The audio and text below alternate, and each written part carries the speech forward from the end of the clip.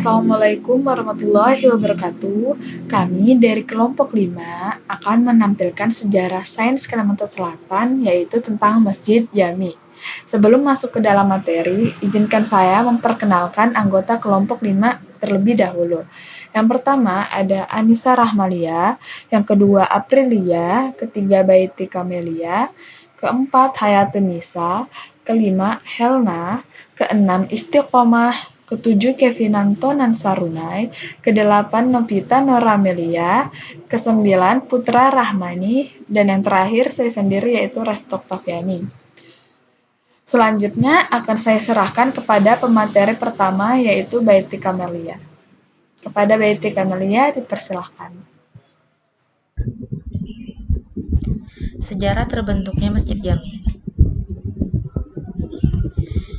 Masjid Jami Banjarmasin atau yang lebih akrab disebut Masjid Jami Sungai Jingah adalah salah satu masjid tertua yang bersejarah di kota Banjarmasin, Kalimantan Selatan.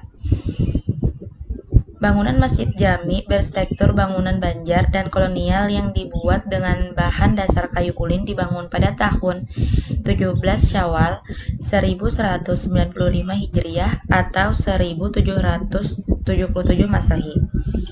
Masjid Jami Sungai Jingah yang ada di Kelurahan Sungai Mufti sekarang ini dibangun pada masa pemerintahan Sultan dari Kerajaan Banjar, yaitu Sultan Tamjidillah. Dari sejarahnya, lokasi awal pembangunan masjid ialah di tepi Sungai Martapura.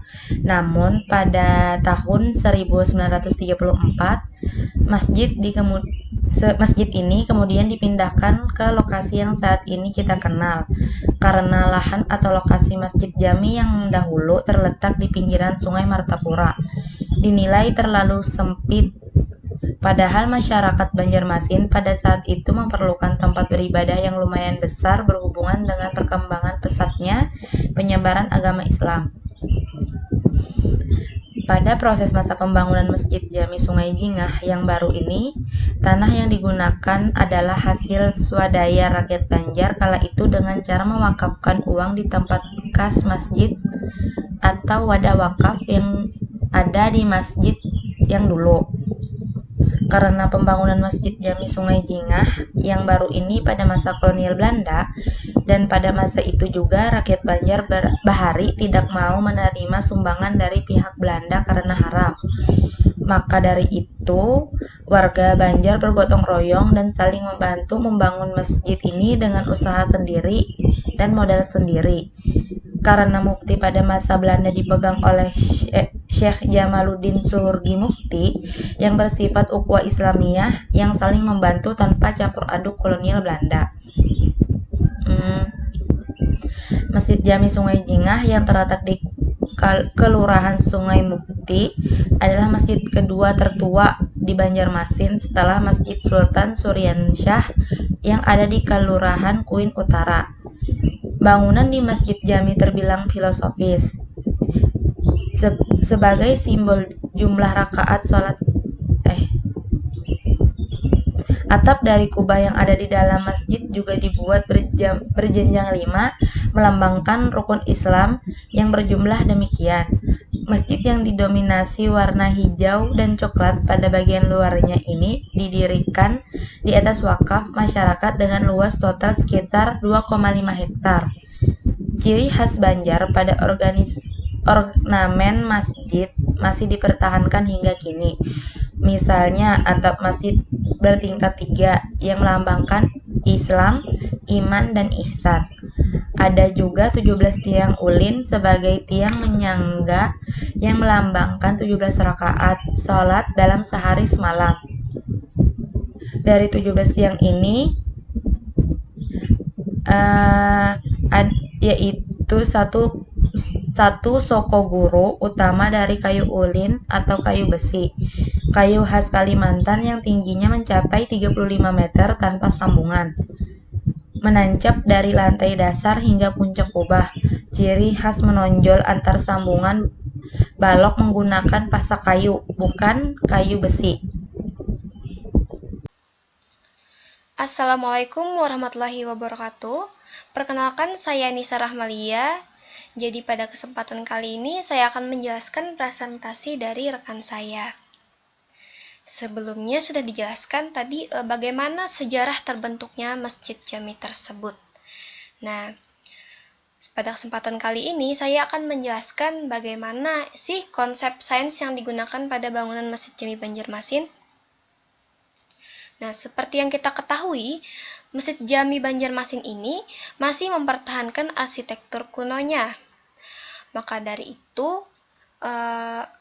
ada beberapa arsitektur yang menarik bagi saya yang ingin saya bahas, yang ingin saya analisis juga dalam presentasi kali ini.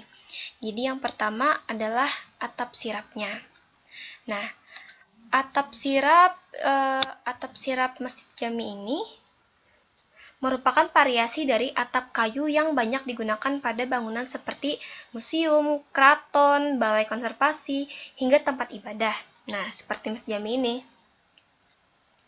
Berbahan dasar kayu ulin, atap sirap terkenal dengan kekuatannya terhadap hawa panas, dingin, dan pengaruh air laut. Bahkan, turut digunakan untuk konstruksi bantalan kereta api, jembatan, tiang listrik, hingga kapal. Material kayu memiliki sifat dapat menyerap panas dengan baik, ketimbang dengan berbahan seng atau keramik. Atap sirap dapat menahan hawa panas dari matahari secara maksimal. Jadi hasilnya, atap sirap dapat memberikan efek yang sangat menyejukkan pada hunian, membuat kita tak perlu terus-terusan menyalakan mesin pendingin ruangan hingga menghemat penggunaan listrik.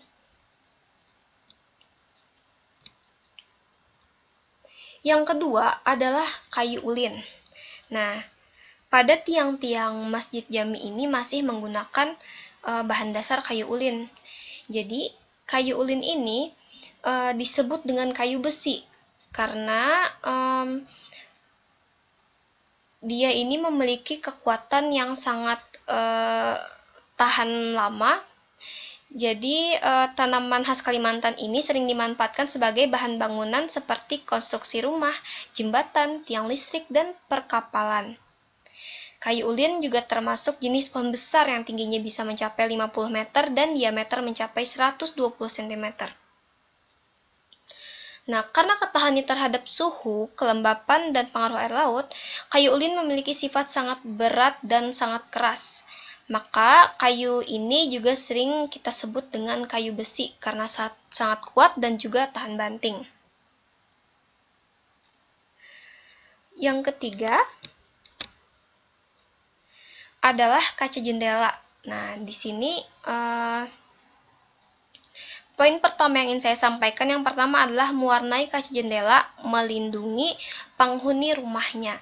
Jadi di sini bisa kita sebut dengan penghuni masjid atau jemaah yang ingin beribadah di masjid. Nah, jadi sebagian sinar UV yang dipaparkan oleh sinar matahari secara langsung dapat menyebabkan kanker, bisa menembus jendela dan masuk ke dalam masjid. Nah, jadi kaca masjid itu cuma mungkin menyaring spektrum sinar matahari yang berbahaya, tetapi sinar tersebut masih dapat masuk dan tembus dari kaca jendela. Sehingga kaca yang diwarnai atau ditutup dengan warna yang lebih gelap mampu melindungi dari sinar UV yang berbahaya. Kaca jendela berwarna mampu melindungi penghuni masjid dari penuaan dini, kulit kering, dan rusaknya penglihatan. Jadi, pemasangan kaca jendela dengan warna dapat menyelamatkan semua manusia yang sering beraktivitas di dalam masjid tersebut. Poin yang kedua, mewarnai jendela dapat melindungi perabot rumah Anda. Nah, di sini untuk masjid, segala perabot yang ada di masjid, khususnya jadi bermacam-macam furnitur, benda kerajinan, atau perabotan lain, harus dilindungi dari sinar UV yang berbahaya. Sinar matahari dapat merusak perabotan dalam masjid yang terbuat dari bahan kain, kulit, dan kayu yang pada umumnya ditemukan di dalam masjid. Nah, mewarnai kaca jendela sangat penting sebagai upaya perlindungan terhadap kerusakan yang diderita perabotan. Terlebih lagi jika perabotan yang ada di sana itu terbuat dari bahan dasar yang mahal, tentu perlindungan sangat dibutuhkan. Sampai sini presentasi dari saya. Topik selanjutnya akan dijelaskan lagi oleh rekan saya. Terima kasih. Assalamualaikum warahmatullahi wabarakatuh. Perkenalkan, nama saya Hayatunisa. Di sini saya ingin membahas tentang pengaruh Masjid Jami terhadap masyarakat. Yang pertama, Masjid Jami Sungai Jingah terus berkembang menjadi salah satu masjid dengan pengelola terbaik. Menurut Radiansah, dengan mereka memperlihatkan kesungguhan mengelola masjid, jamaah sangat mendukung melalui beragam bantuan dan infak yang diberikan untuk membantu pembangunan masjid. Terbukti setiap pengurus memerlukan dana untuk kegiatan, misalnya peringatan Maulid yang menelan biaya sekitar 350 juta, cukup 3 kali membuat kotak amal. Kemudian untuk infak salat Jumat terkumpul antara 12 juta rupiah sampai 15 juta rupiah. Pengajian guru Juhdi sekitar 15 juta sampai 25 juta. Sedangkan di bulan Ramadan ini infak mencapai sampai 10 juta rupiah sampai 15 juta tiap malam salat tarawih. Yang kedua, beragam pelayanan untuk jamaah pun terus ditingkatkan oleh badan pengurus masjid, seperti adanya mobil ambulans serta penyediaan tanah alkah yang terletak di Kecamatan Gambut, Kabupaten Banjar dengan 375 lobang. Pengurus masjid juga memiliki badan penerima dan penyalur zakat. Yang ketiga, peran aktif membina umat Islam melalui pelaksanaan pendidikan telah dirintis sejak tahun 1985 dengan pendirian Pondok Pesantren Hunafa dan STAI atau Sekolah Tinggi Agama Islam Al-Jami Banjarmasin pada tahun 1989. Yang keempat, TP Al-Quran yang dimotori Angkatan Muda Masjid Jami juga menggratiskan anak yang kurang mampu untuk bisa belajar mengaji dan pendidikan dasar agama di usia dini. Yang kelima, Masjid Jami secara berkesinambungan juga membina umat Islam dengan pelaksanaan ibadah rutin dan pengajian melalui majelis taklim yang dulunya dipimpin Kiai Haji Muhammad Hanafi Gobid, ulama besar Kalsel berskala nasional yang pengajiannya digelar Jumat malam dan Senin malam. Yang keenam, tidak hanya menjadi bukti kebersamaan dan perjuangan rakyat Banjarmasin, namun Masjid Jami Banjarmasin ini juga telah mendapatkan penghargaan tingkat nasional. Walaupun banyak masjid besar yang berada di kota Banjarmasin, namun masjid ini termasuk salah satu dari 2 masjid teladan. Masjid Jami Banjarmasin atau Masjid Jami Sungai Jingah ini berhasil mendapatkan penghargaan nomor 1 tingkat provinsi sebagai masjid teladan.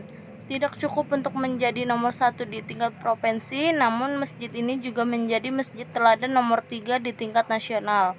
Masjid Jami Banjarmasin ini mendapatkan penghargaan sebagai masjid teladan terbaik karena dari segi manajemen, pengelola, dan program berkaitan dengan peribadahan sangat baik. Demikian presentasi yang dapat kelompok kami sampaikan. Kurang lebihnya mohon dimaafkan. Wassalamualaikum warahmatullahi wabarakatuh. Terima kasih.